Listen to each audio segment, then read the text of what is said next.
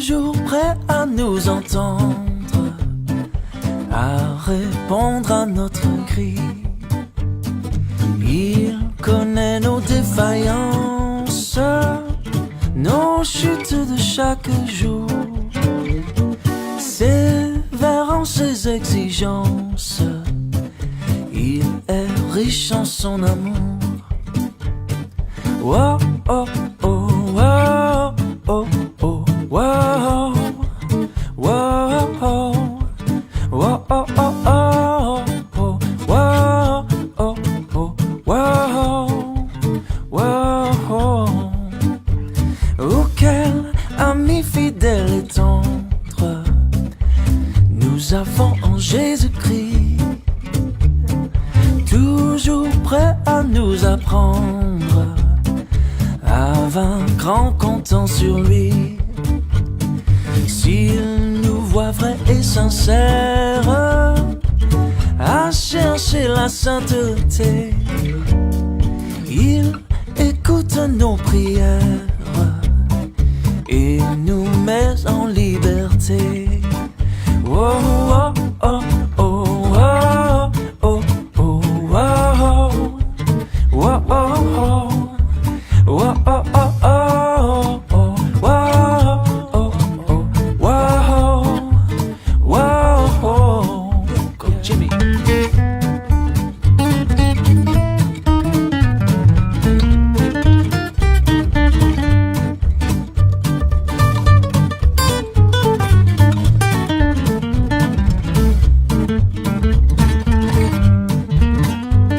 Oh, quel ami fidèle et tendre nous avons en Jésus-Christ. Bientôt il viendra nous prendre pour être au ciel avec lui. Suivons donc l'étroite voie en comptant sur son secours, car bientôt nous aurons la joie, yeah, de vivre avec lui toujours. Oh, oh, oh, oh, oh, oh, oh, oh, oh, oh, oh,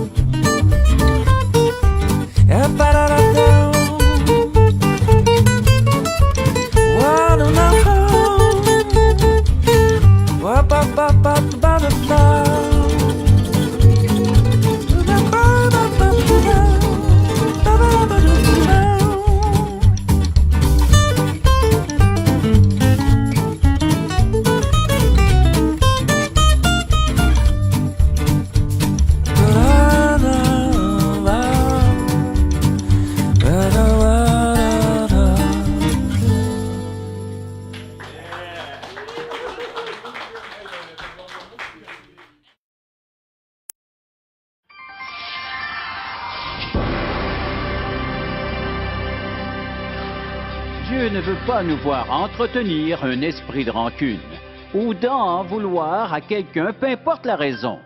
Vous pourrez vous trouver des excuses à vos propres yeux, mais vous n'en trouverez aucune dans la parole de Dieu. Obéissez à Dieu et laissez-lui toutes les conséquences. Vous devez combattre à genoux. On récolte ce qu'on sème, et encore plus avec les intérêts. Nous sommes plus grands et plus forts à genoux. Dieu peut remuer ciel et terre pour nous indiquer sa volonté. On vous a blessé sévèrement. Vous éprouvez une douleur qui ne veut pas s'en aller. Vous aimeriez peut-être leur remettre l'appareil si vous pouviez tirer vengeance. Ou si quelqu'un les faisait payer, vous vous sentiriez peut-être mieux. Ce n'est pas vraiment le cas, mais vous aimez l'idée et vous la conservez en vous. Jour après jour, sans jamais vous rendre compte des conséquences de votre refus de pardonner dans les plus brefs délais. Alors, l'amertume commence à s'installer dans votre vie. Elle s'enracine en vous. Elle se met à influencer tous les aspects de votre vie. Vous refusez de vous rendre à l'évidence. Pourtant, le poison agit et il produit son impact sur votre vie. Vous pouvez vous apercevoir de certains de ses effets, mais vous êtes inconscient des autres. Dieu ne veut pas vous voir entretenir un esprit de rancune, de tenir rigueur à quelqu'un, peu importe la raison. Vous pourrez vous trouver des excuses à vos propres yeux, mais vous n'en trouverez aucune dans la parole de Dieu. Comment faire face à cette douleur, ce mal, cette souffrance, cette blessure, cette chose qui vous hante, ce boulet à votre pied qui vous tient lié, prisonnier? Pourtant, en quelque sorte, vous voulez être libéré, mais vous n'en avez pas la force. Vous vous souvenez de votre blessure. Vous souhaitez vivement les faire payer pour le mal qu'ils vous ont fait, mais c'est impossible. Car Dieu ne veut pas que vous les fassiez payer. Et surtout si vous êtes un enfant de Dieu, la vengeance ne vous va même pas. Un disciple de Jésus n'essaie pas de faire payer les autres pour les injustices qui lui ont été faites. Maintenant, comment pouvons-nous résoudre cette question? Que pense Dieu de tout cela? Vous savez, aujourd'hui, tant de gens s'empressent de dire « voilà ce que je pense et voilà ce que je crois ». Mais ils ne se demandent jamais « qu'est-ce que Dieu dit ?» Car peu importe ce que nous disons, croyons ou ressentons, la question est de savoir « qu'est-ce que Dieu dit? Qu'est-ce que Dieu pense? Que veut-il nous voir faire? Quelle est sa volonté concernant cette blessure et cette amertume? » Nous trouverons notre réponse dans l'Épître aux Éphésiens, chapitre 4. L'auteur, l'apôtre Paul, est un homme très pratique. Dans Éphésiens et Colossiens, il nous enseigne comment agir en toutes sortes de situations et circonstances.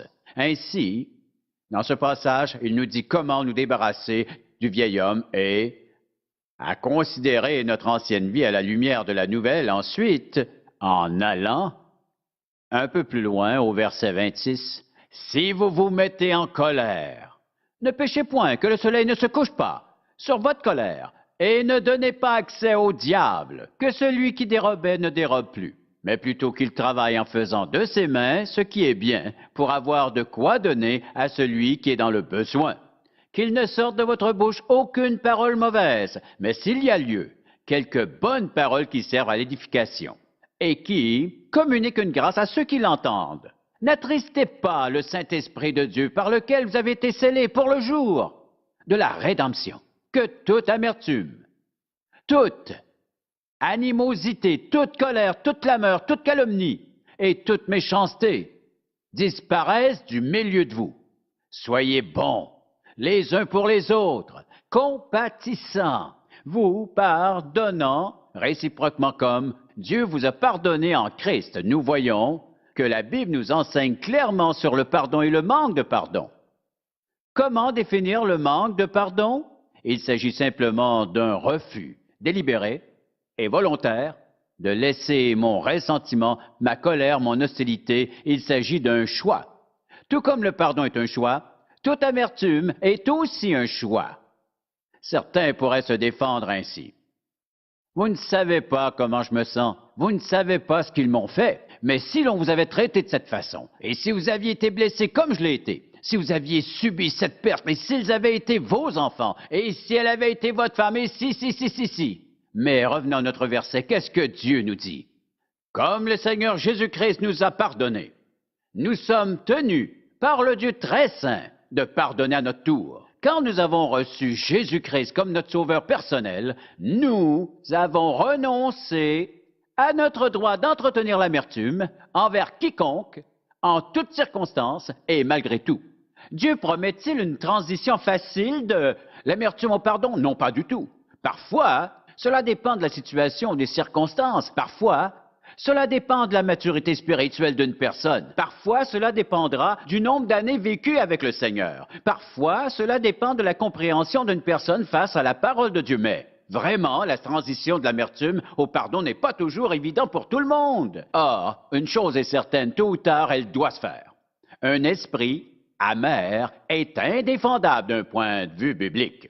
Une église ou une dénomination peuvent tomber dans le piège de l'amertume, mais cela n'a aucune importance. La question à se poser est, que dit la parole de Dieu? Et elle dit très clairement, Dieu nous a pardonné. Et de la même manière, nous devons être prêts à renoncer et à pardonner à ceux qui nous ont blessés.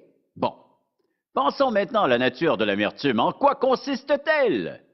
Il s'agit d'une volonté bien arrêtée de ma part à me rebeller contre la parole de Dieu pour faire à ma tête. Je laisse alors agir un poison à l'intérieur de moi, qui me gruge et me détruit à petit feu.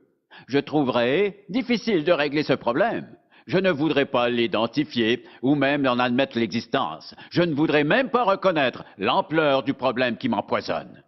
Un mot décrit mieux que tous les autres la nature de l'amertume, destructrice. Dans toutes les facettes de la vie d'une personne, l'amertume exerce son action destructrice. Ses effets sont effroyables, et particulièrement lorsque le ressentiment atteint un degré tel que vous dites « je ne peux pas leur pardonner », peu importe ce qui arrive. Cela revient à dire verrouiller les serrures de ma prison, lier mes pieds, lier mes mains, lier ma tête et lier mon cœur. Parce que je ne veux pas vivre pleinement. On ne peut vivre libre et on ne peut vivre en paix aussi longtemps que ce genre d'esprit amer continue ses ravages. Il y a encore pire. Non seulement pouvez-vous être rancunier envers d'autres personnes, mais vous pouvez aussi l'être envers vous-même. Et beaucoup trop de personnes considèrent leur vie. Avec regret, ils se disent « J'ai fait tant de mauvaises choses dans ma vie, quand je leur demande « Avez-vous demandé pardon à Dieu ?» Oui, ils lui ont demandé plusieurs fois. Qu'a-t-il répondu? « Ben, je sais que la Bible enseigne que si nous confessons nos péchés, Dieu est fidèle pour nous pardonner, nous laver de toute iniquité. L'avez-vous fait? Oui. A-t-il pardonné? Bof! N'est-il pas étonnant qu'une personne puisse lire la parole de Dieu et la répéter mot à mot et dire qu'elle croit à son enseignement, mais lorsqu'il arrive cette question du pardon, elle dit bof. Je sais ce que ça dit, je doute que ça soit la vérité. Croyez-vous que Dieu vous ait pardonné? Ils ne peuvent même pas le dire. Et vous savez pourquoi ils ne peuvent pas le dire? Parce qu'ils ne se sont pas pardonnés eux-mêmes. Mais lorsque nous lisons la Bible, il devient évident que l'amertume est considérée comme un sujet sérieux. Car un esprit rancunier est un sujet sérieux pour Dieu, à cause de ses conséquences considérables dans la vie d'une personne. Analysons donc maintenant ces conséquences. Si une personne refuse de pardonner les injures, nous devons premièrement savoir que ces conséquences sont invisibles à l'œil nu et tout à fait silencieuses. Nos sens physiques ne peuvent pas les percevoir, mais lorsqu'une personne ne pardonne pas, elle part de l'intérieur de son esprit, de son cœur. Elles affectent aussi ses pensées. La pensée se transforme subtilement. Et on remarque un changement d'attitude chez cette personne. Elle critique plus souvent les autres. Elle devient sarcastique. Et en l'écoutant parler, voici ce que nous pouvons découvrir.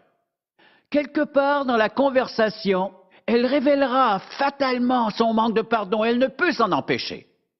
Parce qu'il fait désormais partie d'elle. Ce sentiment la gruge. Et il affecte toute sa personnalité. Il affecte le caractère. On ne voit rien, on n'entend rien, mais on sent sa présence. Et quand cette personne exprime avec sincérité ses sentiments envers les gens qui l'entourent, on s'aperçoit que quelque chose ne va pas chez cette personne, quelque chose cloche.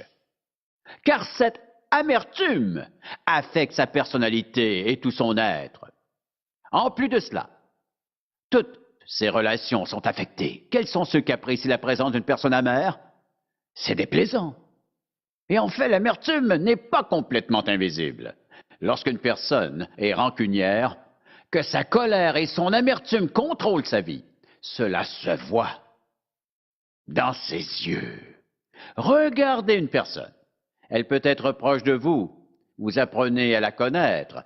Et si elle est amère en regardant ses yeux, vous ne verrez pas de joie, ni aucun bonheur, car elle n'est pas en paix. Pourquoi Jésus a-t-il dit que l'œil était la lampe du corps?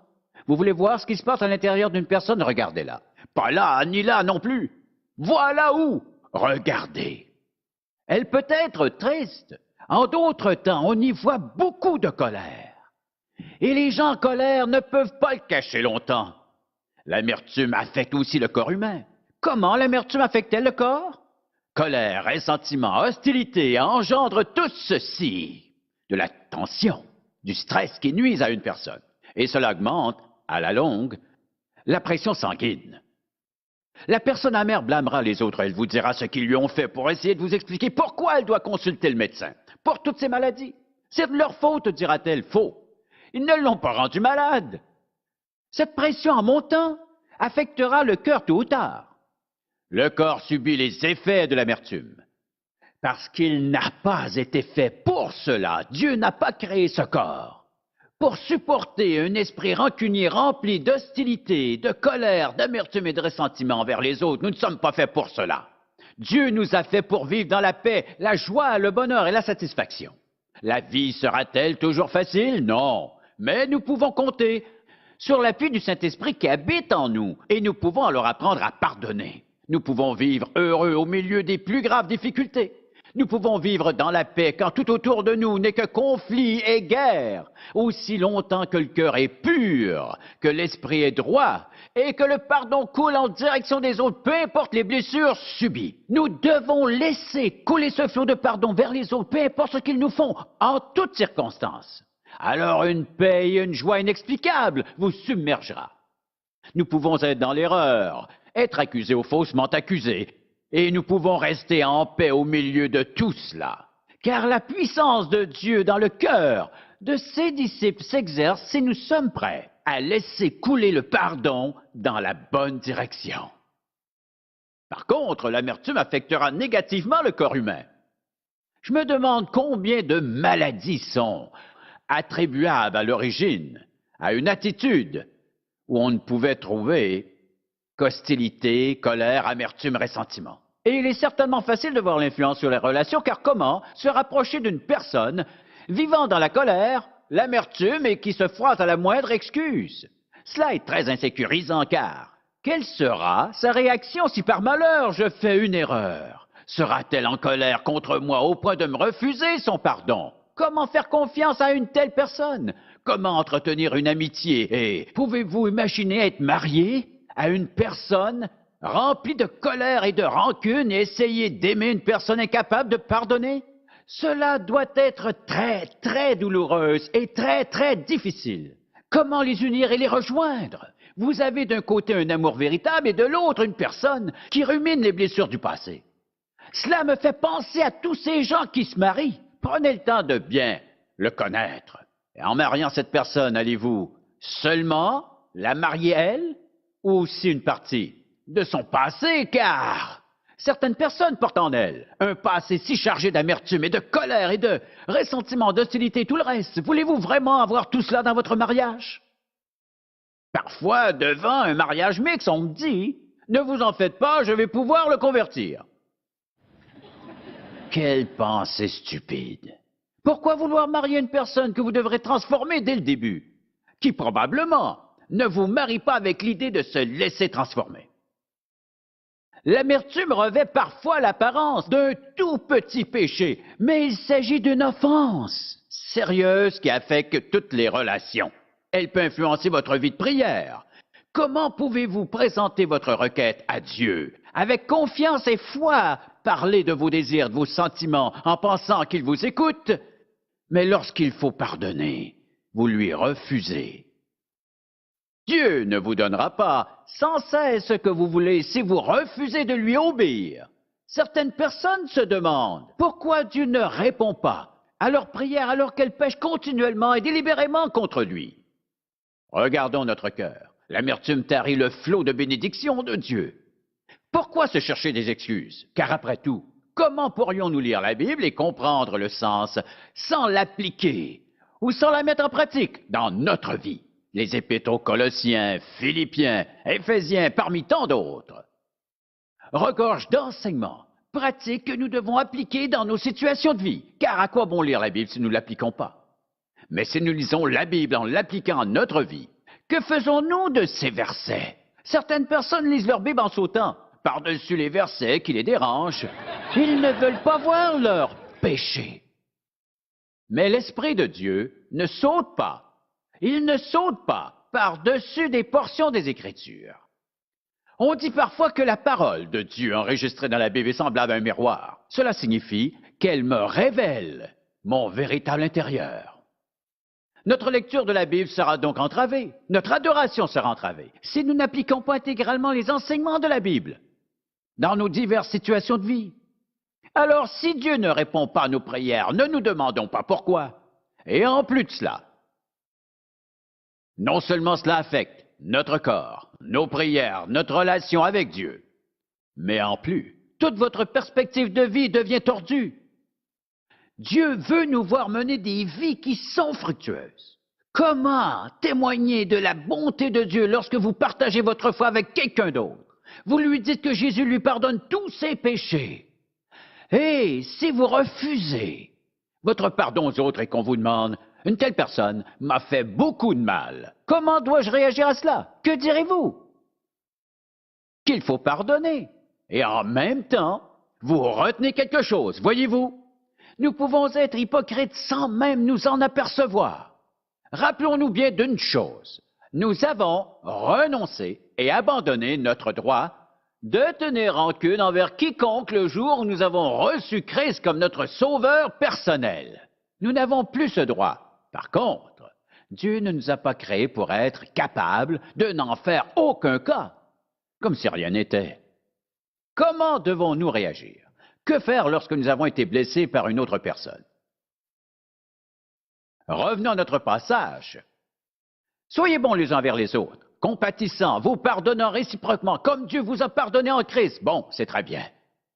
Alors, si Dieu vous fait admettre votre manque de pardon, que devez-vous faire maintenant? Je vous propose ces quelques conseils. Premièrement, vous reconnaissez votre manque de pardon et vous cherchez à identifier la personne. Dites à Dieu, elle, lui, eux, nommez-les. Mais on fait cela. Je confesse mon manque de pardon envers ces gens.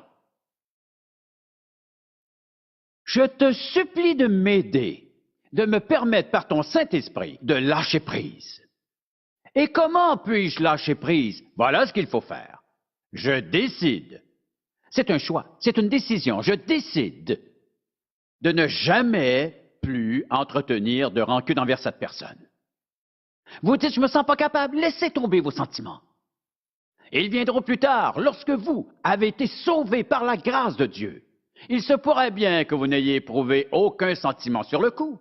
Or, vous avez demandé pardon à Dieu, vous avez personnellement reçu Jésus-Christ en tant que sauveur. Vous aviez peut-être vécu dans le péché, voué à Satan, mais quand Dieu vous a sauvé, vous n'avez peut-être rien senti sur le coup. Vous avez pris une décision par la foi d'accepter Jésus-Christ comme sauveur. Dieu nous accepte, nous pardonne, il nous lave, il écrit notre nom dans le livre de vie, il nous accorde son pardon et la vie éternelle. Il est possible que vos émotions se bousculent et que vous ne sentiez rien. Il n'est pas non plus nécessaire de ressentir des émotions pour pardonner à quelqu'un. Dieu ordonne, comme il nous a pardonné, nous devons aussi pardonner aux autres. Point final. Je décide de ne plus tenir rancune contre ces gens. Cela veut dire que j'oublierai tout ce qui s'est passé. Non, pas forcément. Certaines blessures sont tellement profondes qu'elles ne seront jamais oubliées. Elles ne pourront pas être effacées. Par contre, rappelons-nous bien qu'oublier est une chose et que pardonner en est une autre. Et cela deviendra de plus en plus lointain quand vous aurez pardonné. Mais certaines choses ne s'oublient jamais. Voici la différence. Si j'accorde mon pardon, quand j'y pense, je n'éprouve aucun mauvais sentiment. Lorsque j'y pense encore, je ne retiens rien contre qui que ce soit. Je ne pense pas à ce souvenir comme une blessure méchante, douloureuse, vilaine qui m'a été infligée, mais comme une expérience vécue, que j'ai pu pardonner par la grâce de Dieu. C'est une décision à prendre.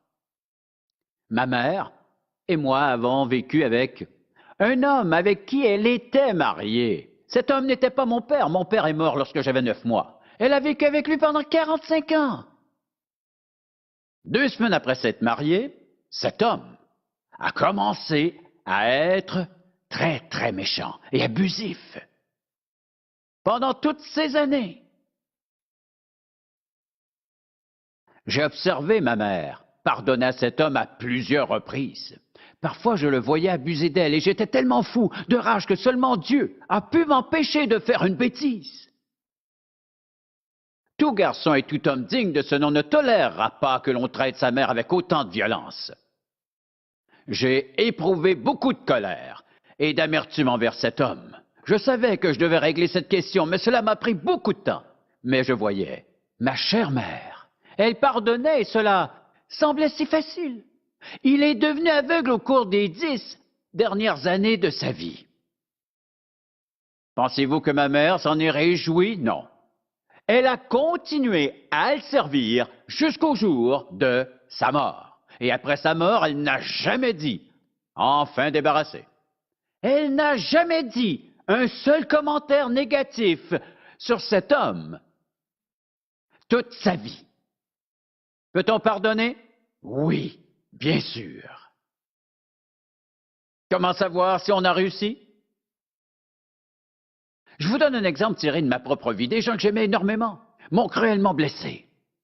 J'ai alors fait de mon mieux pour les aider. Et je les ai plus revus pendant longtemps. J'ai pardonné.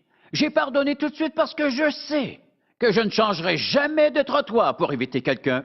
Je ne ferai pas cela car je me suis refusé ce genre de vie. C'est pourquoi je leur ai pardonné, même si j'ai beaucoup souffert quand cette chose est arrivée. J'ai rapidement pardonné, car je n'ai jamais oublié l'exemple de ma mère. Mais comment allais-je réagir quand je les reverrais? Et, après beaucoup de temps, je les ai vus de nouveau. Je voulais me rapprocher d'eux. Je les ai vus et cette autre personne m'a vu, nous nous sommes dirigés l'un vers l'autre. Mes bras se sont ouverts pour pouvoir les serrer contre mon cœur et leur dire à quel point j'étais heureux de les voir à nouveau. À ce moment, je savais que j'avais tout pardonné. Voulez-vous mettre vos bras autour d'une personne? Une personne qui vous a fait du mal. Beaucoup de mal, et que vous n'avez pas oublié. Pourriez-vous lui dire à quel point vous êtes ravi de le revoir? Et j'aimerais maintenant m'adresser aux personnes qui ont atteint un âge respectable et pendant tout ce temps, vous avez évité certaines personnes qui vous ont fait du mal. Vous ne voulez pas mourir en laissant des traces de rancune derrière vous.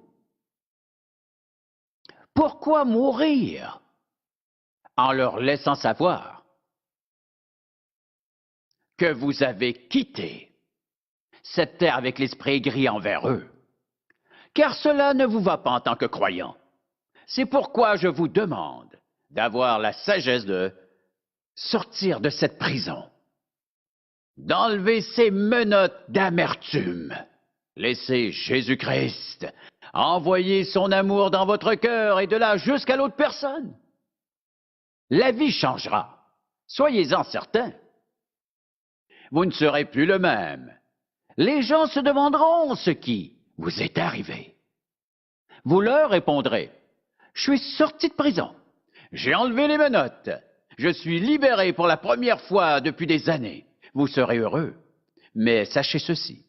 Si vous n'avez pas reçu Jésus, cela n'arrivera pas. Je vous explique pourquoi. Quand vous demandez à Jésus de vous pardonner vos péchés et que vous le recevez personnellement en tant que sauveur, non parce que vous allez vous améliorer, mais parce qu'il est mort sur la croix en payant la dette de votre péché, que vous croyez vraiment que vous obtiendrez ainsi la vie éternelle. Instantanément, le Saint-Esprit de Dieu entre dans votre vie. Jésus nous l'a envoyé en tant qu'assistant. Il nous aide et nous soutient dans tous les aspects de notre vie. Il peut donc aussi nous aider à pardonner aux autres. En recevant le Seigneur Jésus en tant que sauveur, vous obtenez le pouvoir de pardonner à ceux qui vous ont blessé, du moins, si vous acceptez de vous en servir envers eux, peu importe ce qu'ils vous ont fait. Vous pouvez aussi demander à Dieu de vous pardonner, vous purifier, vous sauver. Après cela, Dieu vous montrera les étapes à suivre. Si vous ne trouvez pas d'église pour vous aider, écrivez-nous et nous vous enverrons un petit livret pour vous aider à vous diriger quand vous ferez vos premiers pas de vie chrétienne qui vous aideront à être la personne que Dieu désire. Et si vous êtes déjà chrétien, mais que vous vous êtes reconnu, pendant cette émission, prenez cette décision. Dieu très saint, par la puissance du Saint-Esprit qui habite en moi, je renonce à toute rancune, à toute amertume, à tout ressentiment, à toute hostilité, à toute colère. Par la grâce de Dieu, je renonce à tout cela. Que faire si l'amertume revient encore? Renoncer. Et si elle revient encore, renoncer. Alors, après un certain temps, elle ne reviendra plus. Vous serez délivrés de ces chaînes et vous serez libres. Pour obtenir plus d'informations sur les ministères en contact ou pour savoir comment entretenir une relation personnelle avec Jésus-Christ, composez notre numéro de téléphone ou écrivez-nous en utilisant l'adresse sur votre écran. En contact avec Charles Stanley a été réalisé par la grâce de Dieu et la fidélité de nos partenaires de ministère à travers le monde.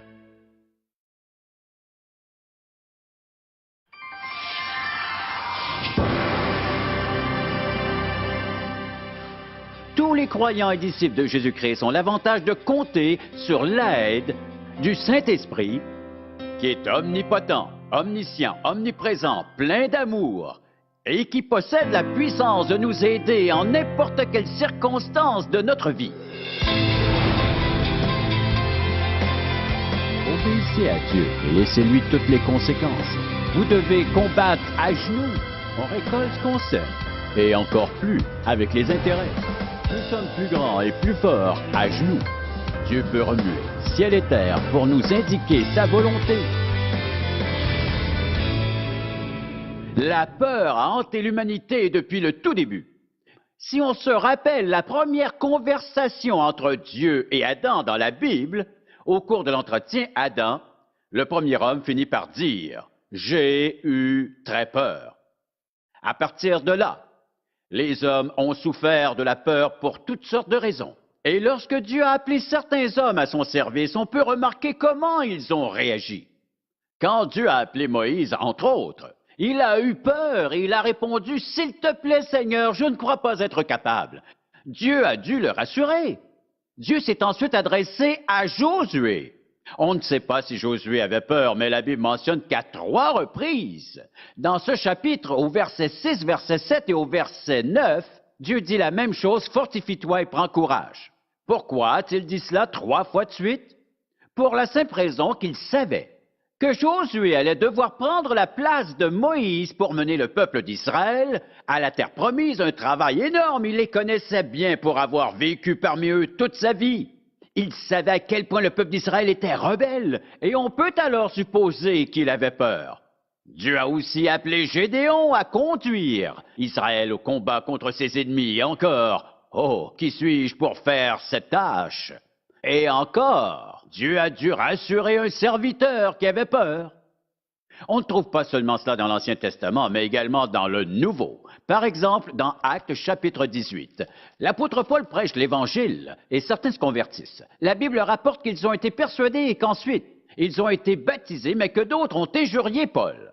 Or, au verset 9, le Seigneur dit à Paul en vision pendant la nuit, « Ne crains point, mais parle, et ne te tais point. » Si le Seigneur dit à l'apôtre « Ne crains point », c'est que ce dernier avait peur. Il craignait pour sa vie parce que les Juifs et les judaïsants le suivaient partout où il allait. Il l'haïssait et il l'attendait pour le persécuter ou alors il arrivait peu de temps après lui. La peur tenaillait les serviteurs de l'Éternel. Ils ont expérimenté ce genre de peur. On peut dire qu'il existe 6 genres de peur. Toutes les peurs possibles pourraient trouver leur place quelque part sur cette liste. Nous avons d'abord la pauvreté, la peur de manquer de quelque chose, la peur de ne pas avoir assez d'argent. Une autre est la mort. Que va-t-il se produire? Que va-t-il m'arriver après la mort?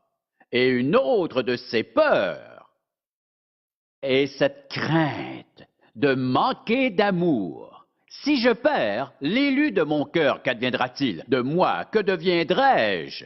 Nous avons aussi cette peur de la maladie. Si je tombe malade, si j'attrape le cancer, ou si je succombe à une attaque cardiaque ou toutes sortes d'autres maladies, ces choses peuvent se produire dans la vie d'une personne, Vient ensuite la peur de vieillir. Et n'oublions pas la peur d'être critiqué et de se sentir rejeté par les autres. Vous pourriez prendre les autres peurs et les placer quelque part dans une de ces catégories des 6 principales peurs. Je vous propose maintenant d'étudier avec moi un passage clé dans les Écritures, qui pour moi est une encre lorsque nous faisons face à la peur. Nous pouvons aller à ce passage et y trouver un réconfort formidable. Il nous donne les principes fondamentaux qui nous expliquent pourquoi un enfant de Dieu ne devrait jamais vivre dans la peur. Tourne avec moi dans le livre d'Ésaïe, au chapitre 41, à partir du verset 8. Et alors qu'il parle à la nation d'Israël et qu'il parle aussi d'elle, la promesse s'adresse tout autant à nous qu'à la nation d'Israël. Et peut-être encore plus à nous parce qu'en étant sauvés, nous bénéficions de la présence du Saint-Esprit venu habiter en nous. Commençons au verset 8. « Mais toi, Israël, mon serviteur, Jacob que j'ai choisi, race d'Abraham que j'ai aimé, toi que j'ai pris aux extrémités de la terre et que j'ai appelé d'une contrée lointaine, à qui j'ai dit, tu es mon serviteur, je te choisis et ne te rejette point. Ne crains rien, car je suis avec toi. Ne promène pas des regards inquiets, car je suis ton Dieu. Je te fortifie, je viens à ton secours, je te soutiens de ma droite triomphante. Voici, ils seront confondus, ils seront couverts de honte. Tous ceux qui sont irrités contre toi, ils seront réduits à rien, ils périront. Ceux qui disputent contre toi, tu les chercheras et tu ne les trouveras plus. Ceux qui te suscitaient querelle, ils seront réduits à rien, ils ne seront plus ceux qui te faisaient la guerre. Car je suis l'Éternel ton Dieu qui fortifie ta droite, qui te dit, ne crains rien, je viens à ton secours.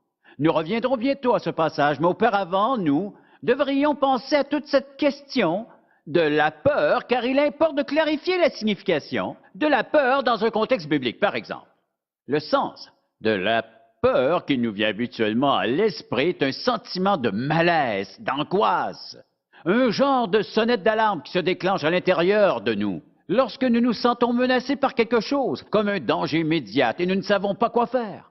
Dieu a donné à toute l'humanité un sens, une capacité de pouvoir craindre. Nous l'avons pour nous protéger. Pour nous protéger, par exemple, d'un danger. Si je vous demandais quels sont ceux parmi vous qui ont peur des serpents, je lève ma main, oui, je dois l'admettre, je ne veux même pas m'en approcher. Ou alors des ours, si je suis dans la forêt et qu'elle a ces oursons avec elle. Je ne m'approcherai pas. Je pourrais vous mentionner plusieurs autres choses qui me font peur et qui font partie d'un besoin de se protéger. Avez-vous peur de mettre la main sur un poil chaud? Oui, bien sûr. Dieu a placé cette peur en nous et elle est tout à fait légitime, mais nous ne parlons pas de ce genre de peur. Ensuite, nous pensons à la crainte de Dieu. Les gens me demandent parfois si nous devrions craindre Dieu. Non. Pourquoi devrais-je avoir peur d'un Père éternel qui m'aime inconditionnellement, qui m'accompagne toujours, qui a le meilleur plan pour ma vie et qui m'aide à chaque étape? Nous ne devons pas avoir peur de lui. Quand la Bible parle de craindre Dieu, elle parle de révérence pour lui, de respect, d'honneur pour lui, de lui obéir, de marcher avec lui. Ce n'est pas ce genre de peur. Nous avons ensuite cette peur, parfois mentionnée par Jésus, et dont Paul parle à Timothée dans 2 Timothée chapitre 1, verset 7, lorsqu'il dit « L'Esprit de Dieu ne nous rend pas timides. » Voilà une peur dommageable. Cette peur dont Jean nous parle aussi dans sa première épître, chapitre 4, cette peur qui nous tourmente et qui nous éprouve. Il existe un niveau de peur, un degré de peur, un genre de peur qui nous hante, dont Dieu ne veut pas dans notre vie. C'est le genre de peur dont les gens ne sont même pas conscients, ils ne réalisent pas. Quelle est la raison principale d'un sentiment de malaise qui leur dérobe leur paix, leur joie et leur bonheur? Ils ne peuvent pas vraiment l'identifier. Pourtant, au fond d'eux-mêmes se trouve un esprit de peur. Vous ne serez jamais la personne que Dieu veut vous voir devenir. Vous n'atteindrez jamais les objectifs de vie que Dieu veut vous voir accomplir aussi longtemps que la peur domine sur votre pensée.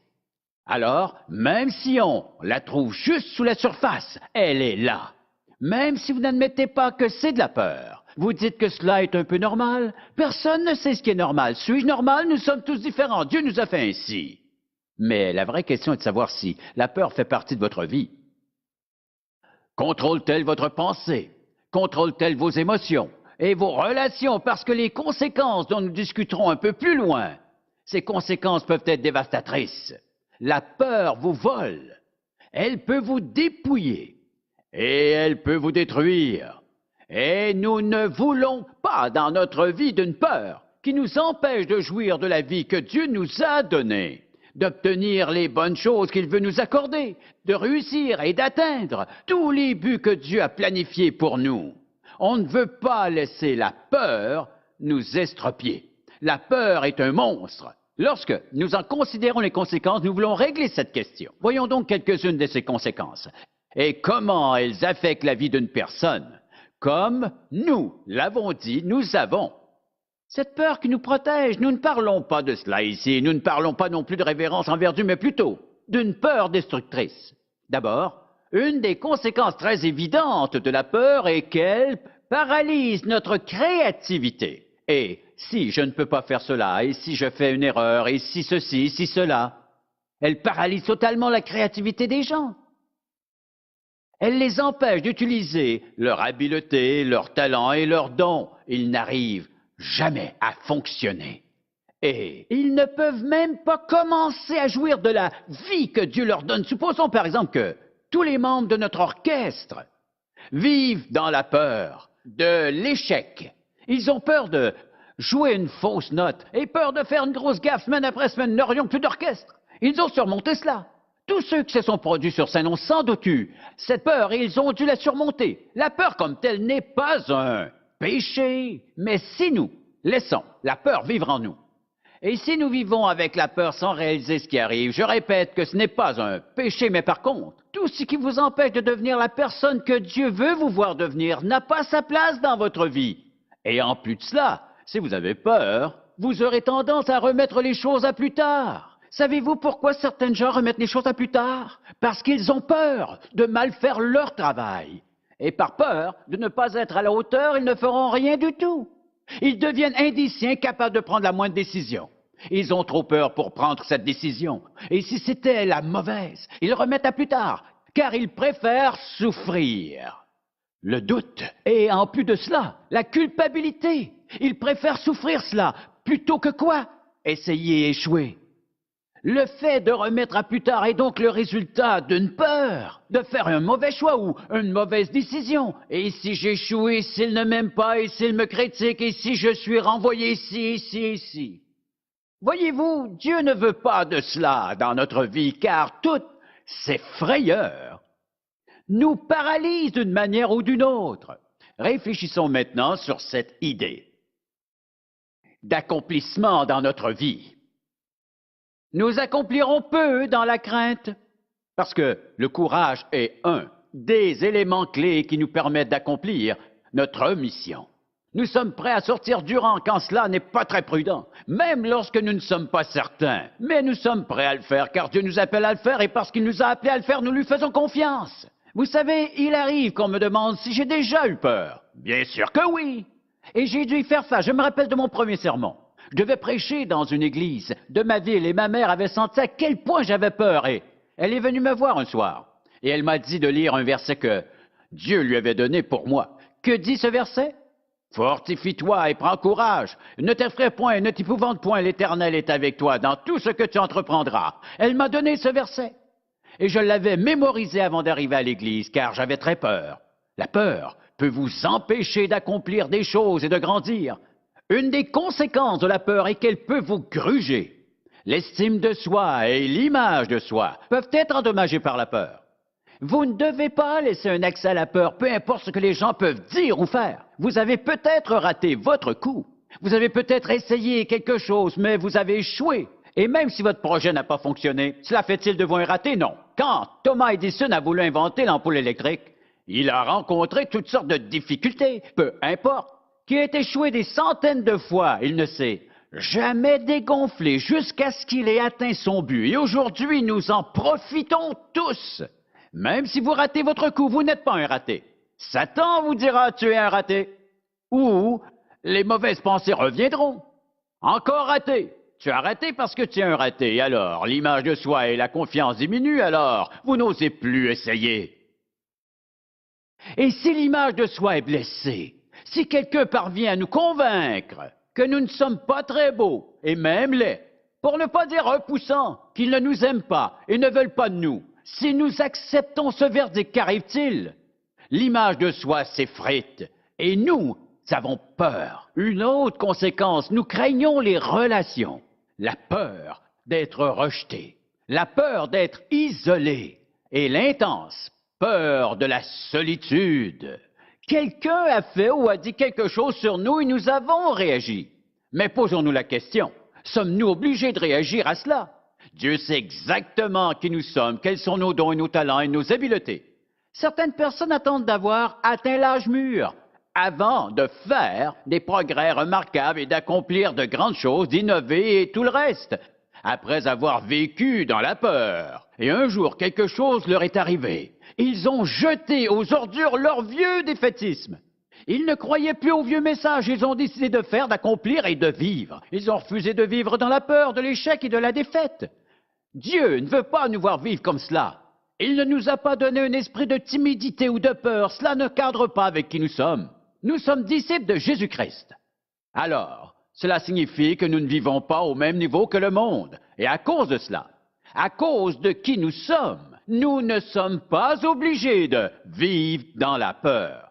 Mais avant d'avoir pu l'identifier, avant d'avoir pu regarder à l'intérieur, avant d'avoir pu examiner ces aspects de ma vie qui me causent des tracas, et avant d'avoir pu être ouvert et honnête envers moi-même, je vivrai toujours dans une grande peur. Cette peur peut parfois se limiter à un seul aspect de votre vie, mais alors elle colore et déforme tout le reste.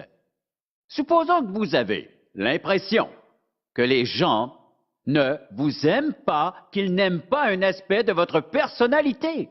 On vous a peut-être convaincu très tôt dans votre vie que vous n'étiez pas une personne très aimable. Vous êtes persuadé que les gens en général ne vous aiment pas. Ce sentiment vous affectera dans toutes les autres situations de votre vie. Il affectera vos relations avec les gens. Et alors, cette peur compromet sérieusement vos chances de nouer de bonnes et satisfaisantes relations avec vos semblables. Une autre conséquence de la peur est la panique qui incite les gens à prendre des décisions précipitées. La peur les conduit à réagir sous l'influence de la panique, alors leur réaction n'est pas appropriée. Tournons maintenant dans le livre des Proverbes. Au chapitre 17, nous verrons un passage qui pourrait avoir un impact sur votre vie physique. Nous nous arrêterons plus précisément sur le verset 22 du livre des Proverbes. Chapitre 17. Un cœur joyeux est un bon remède, mais un esprit abattu dessèche les eaux. Par exemple, une personne triste ou une personne découragée, une personne qui vit dans la peur, et cette peur crée une tension, elle crée du stress, elle crée des attitudes, elle crée des réactions qui ne sont pas saines. Quel rapport y a-t-il entre une personne heureuse et la lecture de la Bible? Une personne qui doute et qui ne croit pas en Jésus-Christ ne peut pas être heureuse et être en paix. Vous dites que vous n'êtes pas un chrétien, que vous n'allez pas à l'Église, que vous ne lisez pas la Bible et que vous êtes heureux. Vous pouvez vivre des temps de bonheur, mais vous n'êtes pas heureux. Vous n'avez pas une vraie paix intérieure. Comment pourriez-vous l'avoir lorsque vous ne savez pas ce qui vous arrivera quand vous mourrez, quand vous désobéissez sans cesse à Dieu, quand vous transgressez les principes bibliques de la parole de Dieu? Pourquoi tant d'organismes utilisent l'argent de vos taxes pour sortir complètement Jésus-Christ et l'Église de notre société? Parce qu'ils ne peuvent pas supporter la pression. Alors, ils veulent se débarrasser de l'Église et des chrétiens et même enterrer la Bible. Pourquoi tout cela? Ils essaient de cacher quelque chose et même s'ils se débarrassent de nous tous, vous ne seriez pas plus avancés. La seule différence est que vous ne pourriez plus aller nulle part pour découvrir la vérité. La seule différence, nous trouvons toutes sortes de conséquences et aucune d'elles n'appartient à notre vie. Et pour savoir comment surmonter nos peurs, retournons au chapitre 41 du livre d'Ésaïe. Car selon moi, il s'agit d'un passage clé dans la Bible. Lorsque je suis confronté à la peur pour des raisons précises, voici mon passage. Arrêtons-nous d'abord sur les prohibitions de ce passage, car ici Dieu nous défend de faire certaines choses. Jetons donc un coup d'œil au verset 10 du chapitre 41. Premièrement, ne crains rien. Et deuxièmement, c'est un peu la même chose. Ne promène pas des regards inquiets. Vous êtes-vous déjà demandé Pourquoi nous avons peur de certaines situations? Car en promenant des regards inquiets, nous tentons d'imaginer ce qui pourrait se produire, ce qu'il pourrait faire, ce qu'il pourrait ne pas faire, ce qu'on n'a pas ou ce qu'on pourrait perdre. Ne promène pas des regards inquiets, car l'anxiété ne nous va pas. Prenons l'exemple de Jésus avant sa crucifixion. La nuit précédente, Jésus voulait s'assurer de ceci. Et il dit à ses disciples, « Je ne vous laisserai pas orphelins. Je reviendrai, et aussi je vous consolerai.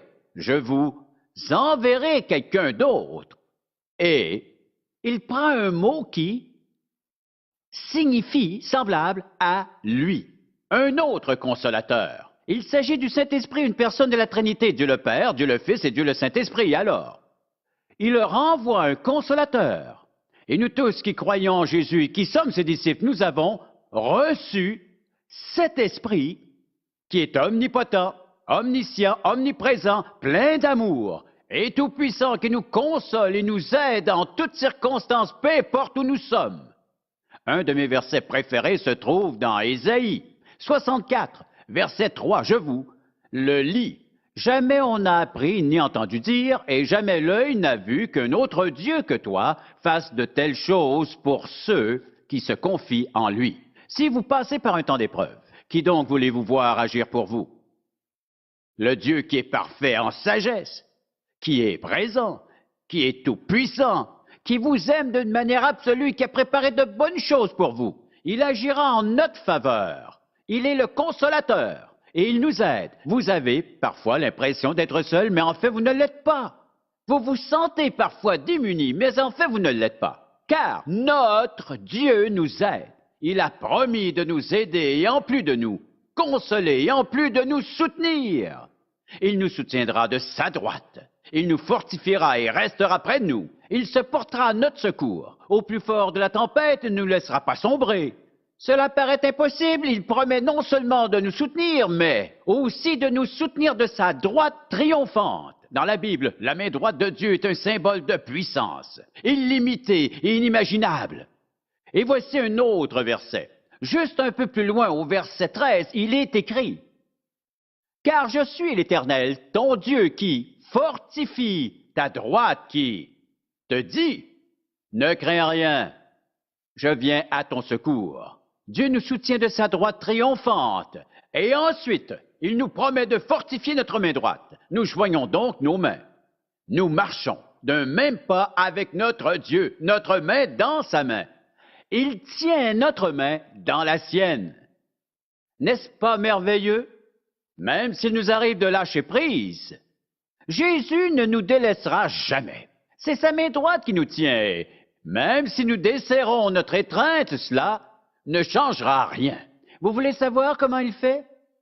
Voici comment Dieu agit. C'est lui qui nous tient. Même si je ne le tiens plus, lui me tiendra. Et il ne me laissera pas.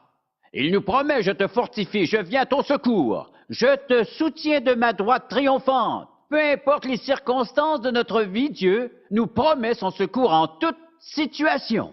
Pourquoi alors nous inquiéter d'une possible défaite, alors que Dieu est là pour nous fortifier? Il nous soutient de sa droite et il nous garantit son secours. Et il nous aidera. Relisons ce passage dans Ésaïe. « Car je suis l'Éternel ton Dieu qui fortifie ta droite, qui te dit ne crains rien, je viens à ton secours. » Puis-je vous poser une question? Lorsque je vous parlais des différents types de peurs et de leurs origines, à quoi pensiez-vous? À votre vie, cela ne regarde que vous.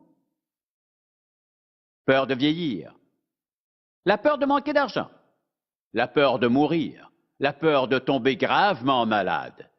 De quoi avez-vous peur? La peur du lendemain ou de perdre votre emploi? La peur d'une séparation à l'intérieur du couple? Peur que vos enfants fassent une grosse gaffe et que votre réputation soit compromise? J'aimerais vous montrer comment vaincre cette peur en seulement quelques instants. Écoutez-moi bien. Si vous voulez vaincre cette peur dès maintenant, voici ce que vous pourriez faire. Identifiez les forces qui, dans votre vie, vous influencent dans le mauvais sens. et dites à Dieu, Seigneur, merci de m'avoir montré cela. Par la puissance de ton Saint-Esprit qui habite en moi, je prends la décision aujourd'hui de m'en débarrasser. Je ne veux plus porter ce fardeau et je le rejette loin de moi. Et Dieu le prendra sûrement. Or, cet obstacle pourrait revenir. Le diable existe et il veille. Mais voici ce qu'il faut faire. Nous avons une grille d'interprétation dans notre tête, dans notre pensée. Si je veux me libérer de cette peur, voici comment faire et cela fonctionne. Je dois méditer notre passage et me l'approprier. Je pourrais ainsi me rappeler que Dieu m'a choisi. Il est en moi. Il est mon Dieu. Il me fortifie. Il m'aidera. Il me soutiendra. Et je n'ai rien à craindre. Mais que veut dire méditer sur ce passage? Le programme dure 3 semaines. Ce temps est nécessaire pour assurer son bon fonctionnement. Laissez-moi vous proposer la meilleure manière de méditer là-dessus. Avant de vous coucher en fin de journée, lisez ce passage et dites à Dieu, Père, fais entrer cela dans ma vie. Votre subconscient travaillera pendant la nuit. Il reprogrammera votre pensée. N'êtes-vous pas fatigué d'avoir toujours peur, de vivre sans cesse avec la peur à tous les jours? Ne voulez-vous pas vous coucher en vous rappelant que vous êtes choisi par Dieu, votre Dieu, qui vous aidera, vous fortifiera, qui vous soutiendra de sa main droite triomphante et qui vous accompagnera dans toutes vos épreuves. Si c'est ce que vous voulez, eh bien, méditez sur ce passage. Lisez-le avec soin chaque soir. Appliquez-le à votre circonstance de vie, à vos peurs. Pensez à toutes ces peurs qui surgissent dans votre vie. Méditez sur ce passage afin de laisser pénétrer dans votre subconscient, car nous avons tous un subconscient qui n'arrête jamais. Il fait battre notre cœur, maintient notre pression et tous ces autres processus auxquels nous ne pensons pas. Vos pensées, avant de vous endormir, exercent un effet inattendu sur votre cerveau. Et voici ce qui se produit. Vous ne pensez même plus à toutes ces peurs. La lecture de ce passage combat efficacement vos peurs. Lorsqu'elles surgissent, elles perdent leur force. Et quand vous décidez de concentrer, votre attention n'est plus sur vos peurs, mais sur le Dieu Tout-Puissant qui vous a choisi, qui vous aide, vous fortifie, vous soutient, qui tient votre main dans la sienne et qui vous accompagne. Vous n'avez plus aucune raison d'entretenir ces peurs destructrices. Cette peur qui vous tourmentait n'a plus aucune raison d'être quand vous la confrontez à la parole du Dieu vivant que je vous ai proposé. Si un psychologue vous suggère cette possibilité ou qu'elle vient d'un de vos amis, sachez que Dieu l'a dit dans sa parole. Tiendra-t-il parole? Il la tiendra certainement. Pour obtenir plus d'informations sur les ministères en contact ou pour savoir comment entretenir une relation personnelle avec Jésus-Christ, composez notre numéro de téléphone ou écrivez-nous en utilisant l'adresse sur votre écran. En contact avec Charles Stanley a été réalisé par la grâce de Dieu et la fidélité de nos partenaires de ministère à travers le monde.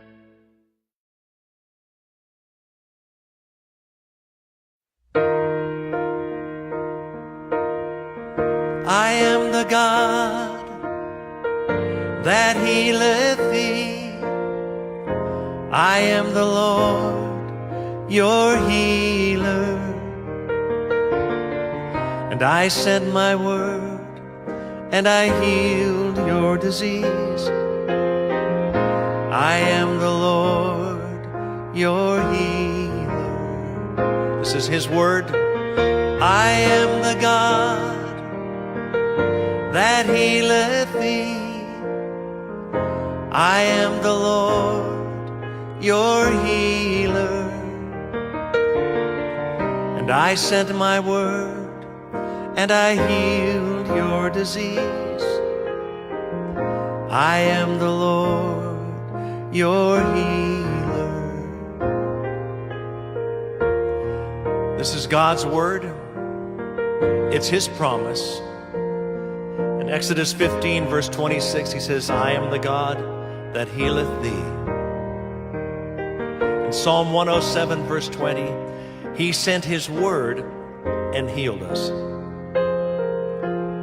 The Bible says His word will not return void, but it will accomplish the purpose for which it is sent. God's word in the name of Jesus is more powerful than cancer, heart disease, or any disease that you can name today. So let's put His word on our lips and let His healing come to us as we sing it to Him. You are the God that healeth me. Let His healing come as we sing it. You are the God that healeth me. You are the Lord, my healer. You sent your word and you healed my disease. You are the Lord, my healer. Sing it. You are the God.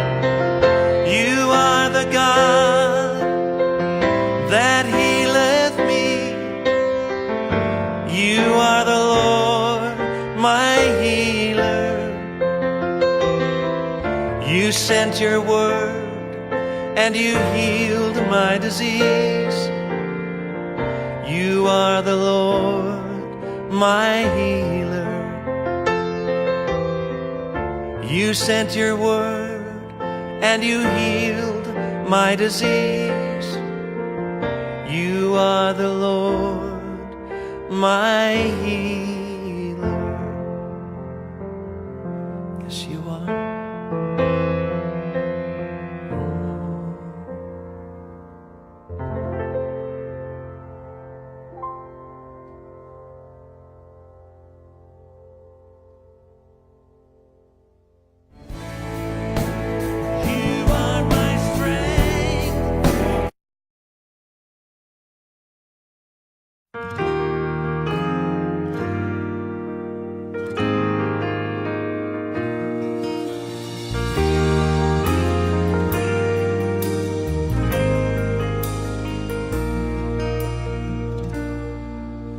For all you've done, for all you're going to do, we give you thanks and we lift our praise to you.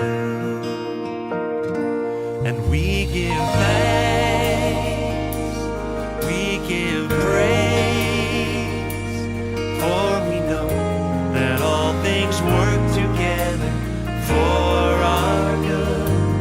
We give thanks, we give praise, for by faith we know your grace will see us through. We give thanks, we give thanks, we give praise, for we know that all things work together for our good. We give thanks, we give praise, for by faith we know your grace will see us through.